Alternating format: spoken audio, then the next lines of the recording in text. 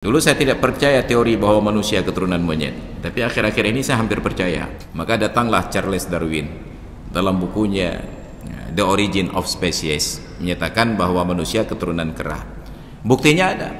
Dan yang paling penting, sahabat Perkusi Aceh, 10% dari hasil penjualan kaos dakwah ini akan kita bagikan kepada sahabat-sahabat kita yang kurang mampu di luar sana.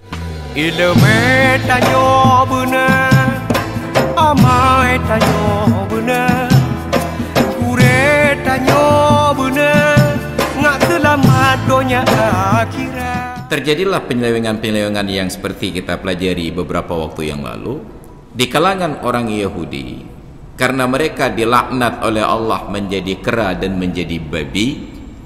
Mereka enggak setuju menjadi kera seorang diri, sama seperti iblis tidak setuju masuk neraka seorang diri. Dia ajak manusia yang lain untuk menemaninya dalam neraka.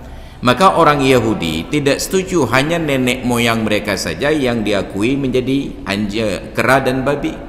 Maka mereka yakinkan bahwa manusia semuanya keturunan kera, padahal hanya mereka saja.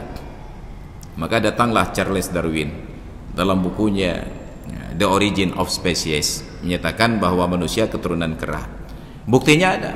Mungkin ketika dia meneliti tentang fosil-fosil nenek moyangnya purbakala dalam sarkofagus di tempat mereka hidup di masa lalu, mereka dapati di dalam keranda-keranda batu tersebut ternyata tulang belulangnya sudah berbentuk kera.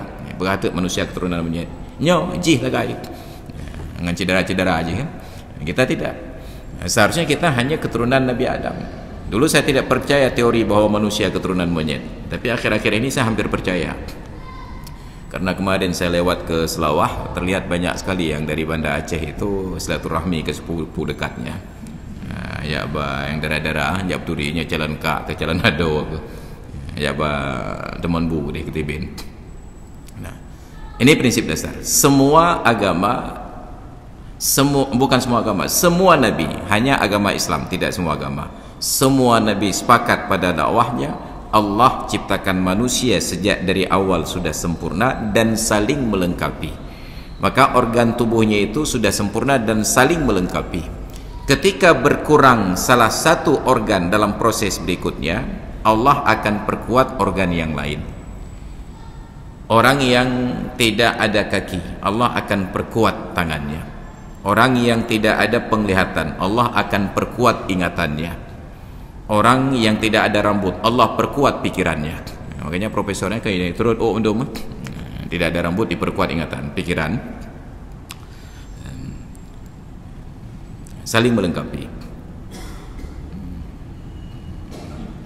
Dan untuk sebuah tujuan saja. Apa tujuannya? Hiya ibadatuhu, yaitu beribadah kepadanya. Wa annahu khalaqahu mu'ahhalan lidzalika, dan Allah menciptakan manusia itu terampil untuk melakukan ibadah.